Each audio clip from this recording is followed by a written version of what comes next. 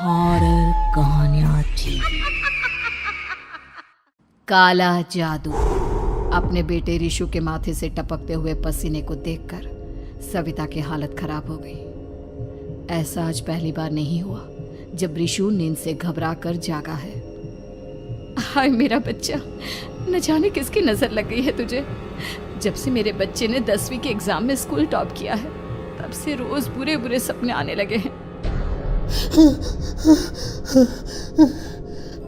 हाँ माँ, मैंने आज फिर से एक काले साए को देखा। वो यहीं मेरी आंखों के सामने खड़ा था। माँ मुझे बचा लो माँ। वो मुझसे कह रहा था कि मुझसे बदला लेगा। माँ कहीं ये प्रशांत। चुप कर, कैसी बात कर रहा है? दोबारा उसका नाम मत लेना। तुझे पता है ना, उस प्रशांत ने आत्महत्या कर ली, तो बार बार उसका नाम मत लिया कर। मम्मी, क्या सच में प्रशांत ने आत्महत्या की थी? चुप कर, बहुत सवाल पूछता है आजकल। और फिर रात के वक्त सविता के पूरे घर में एक अजीब सा काला धुआं छाने लगा। गहरी नींद में सोई सविता की जैसे ही आंख खुली उसका दम घुटने लगा। वो दौड़कर रिशु के रूम की तरफ गई जहां उसके दरवाजे पर घूमती एक काली परछाई देख वो बुरी तरह से घबरा गई। कौन है वहाँ? कौन है? सामने आओ। ये मैं हूँ, तुम्हारी काली करतूत। और अब मैं तुम्हारे बेटे को ले जाने आया हूँ। नहीं, मेरे बच्चे को छोड़ दो प्लीज। मेरे रिशु को कुछ मत करना। वो परछाई रिशु के कमरे में घुस जाती है। सविता भी उसके पीछे पीछे दौड़ कर जाती है और देखती है कि अब वो साया साफ नजर आ रहा था। वो सर से पैर तक खून में सना हुआ था और उसके शरीर के सारे अंग कटे फटे हैं। क्या चाहिए तुम्हें? तुम जो बोलोगे मैं करूंगी, लेकिन मेरे रिशु को छोड़ दो। उस परछाई ने रिशु को गर्दन से पकड़कर दीवार के सहारे हवा में उछाल दिया। रिशु जोर जोर से चिल्लाने लगा। माँ बचाओ मुझे, बचा लो माँ, ये मुझे मार डालेगा। माँ मुझे बचा लो माँ। नहीं ऐसा मत करो, मुझे मार दो लेकिन मेरे बच्चे को छोड़ दो। मैं तुम्हारे आगे हाथ जोड़ती हूँ। वो परछाई रिशु को जमीन पर गिरा देती है और अचानक वहां से गायब हो जाती है। रिशु, मेरा बच्चा, तू ठीक तो है ना? कुछ बोल बेटा, क्या हुआ है तुझे? मैं ठीक हूँ माँ। क्या हुआ था यहाँ पर? कुछ नहीं बेटा, कुछ नहीं। तू परेशान मत हो। हम कल ही गांव के बाहर जो तांत्रिक महाराज रहते हैं उनके पास चलेंगे। ठीक है माँ, हम जल्द ही उनके पास चलेंगे। मुझे बहुत डर लग रहा है माँ। ये बार बार मुझे डरावने सपने आना, ये सब हमारे साथ क्यों हो रहा है माँ? अगले दिन सविता अपने बेटे रिशु को लेकर गांव के बाहर तांत्रिक के पास जाती है। जिस जगह पर तांत्रिक रहा करता था वो जगह बहुत डरावनी थी। चारों तरफ कंकाल और खूब भूतियां नजर आ रही थी। गांव से दूर वीराने में उस जगह पर जोर से आंधी चल रही थी। रिशु ने डर कर अपनी माँ का हाथ पकड़ लिया। माँ मुझे बहुत डर लग रहा है। ये कैसी जगह है? देख बेटा, हमारे साथ जो कुछ भी हो रहा है उसका इलाज सिर्फ और सिर्फ ये तांत्रिक महाराज ही बता सकते हैं। अब यही है जो हमें प्रॉब्लम से बाहर निकाल सकते हैं। जैसे ही सविता और रिशु तांत्रिक की झोपड़ी के अंदर पहुंचे, वहां का नजारा देखकर उनकी आंखें फटी की फटी रह गई। तांत्रिक की झोपड़ी के अंदर कई सारे लोग अपनी गर्दन घुमा घुमा कर जोर जोर से चीख रहे थे। कौन हो तुम और यहाँ क्यों आई हो? महाराज, मेरे बेटे को कुछ दिनों से एक डरावनी काली परछाई नजर आती है और कल रात उसने मेरे बेटे पर हमला भी कर दिया।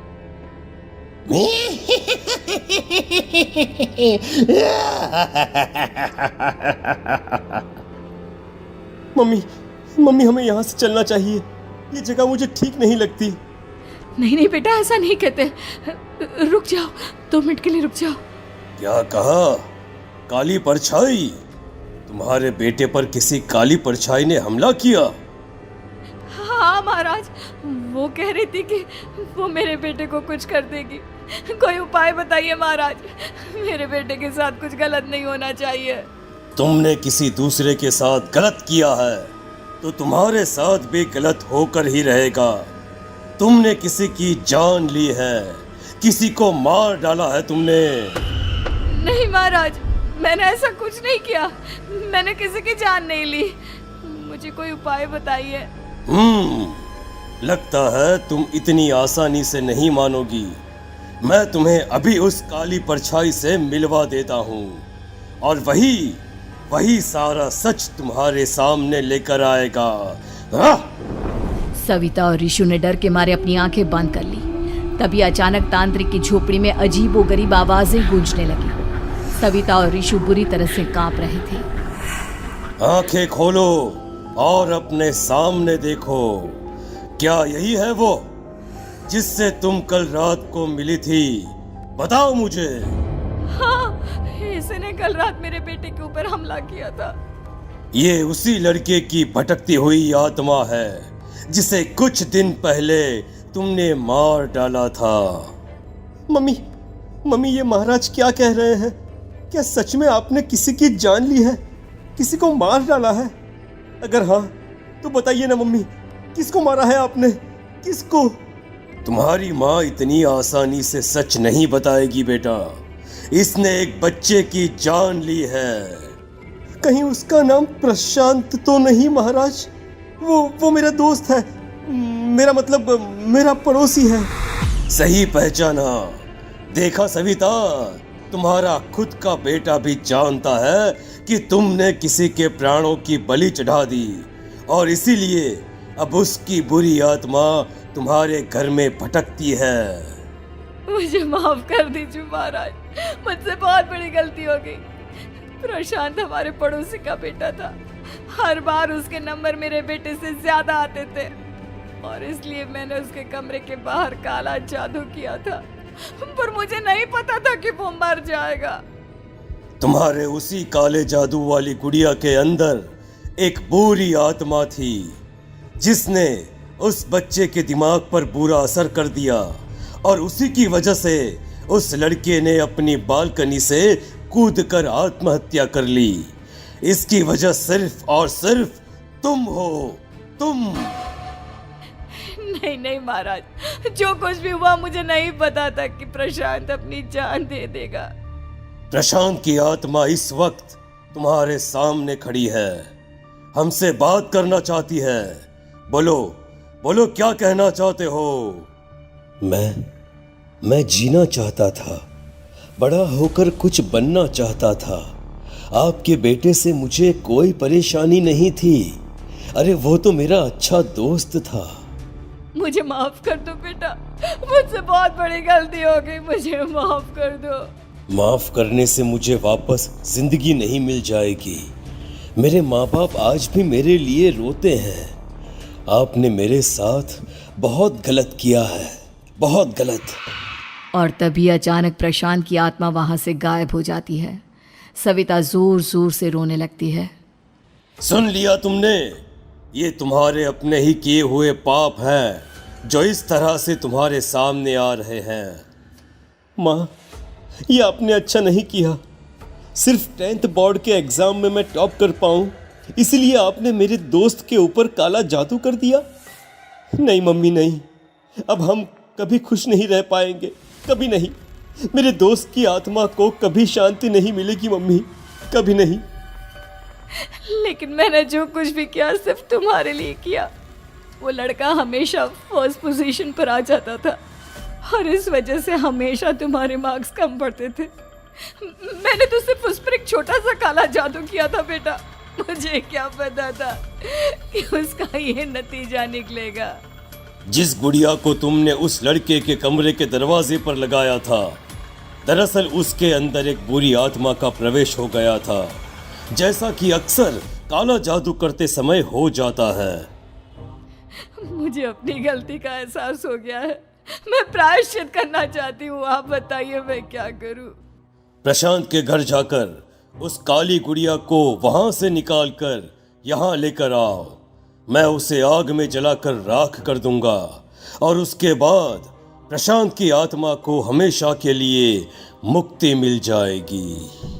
अगली रात सविता चुपचाप अपने पड़ोसी प्रशांत के घर जाती है। प्रशांत के माँ बाप प्रशांत की मौत के बाद उस घर को छोड़कर हमेशा के लिए वहां से चले गए थे। जैसे ही सविता उस घर के अंदर कदम रखती है, उसका सामना अजीबोगरीब हैवानियत से भरी आवाज़ों से होने लगता है। ऐसा लग रहा था जैसे कोई बुरी तरह से चीख रहा हो। सविता जैसे ही प्रशांत के कमरे के बाहर पहुंचती है, वहां पर लटकी हुई गुड़िया के शरीर से खून टपकने लगता है। ये क्या हो रहा है? इस गुड़िया के शरीर से खून क्यों टपक रहा है? सविता हिम्मत करते हुए उस गुड़िया को वहां से उतारने की कोशिश करती है, लेकिन तभी अचानक से बहुत भयानक दिखने वाली औरत उसकी आंखों के सामने आकर खड़ी हो जाती है। मैं यहाँ से कहीं नहीं जाऊंगी, और अगर तूने मुझे यहाँ से हटाने की कोशिश की तो मार डालूंगी मैं तुझे। नहीं नहीं, मुझे तुम्हें यहाँ से ले जाना ही होगा, नहीं तो मेरा बेटा, उसकी जान को खतरा है। मैं तुम्हें नहीं छोड़ सकती।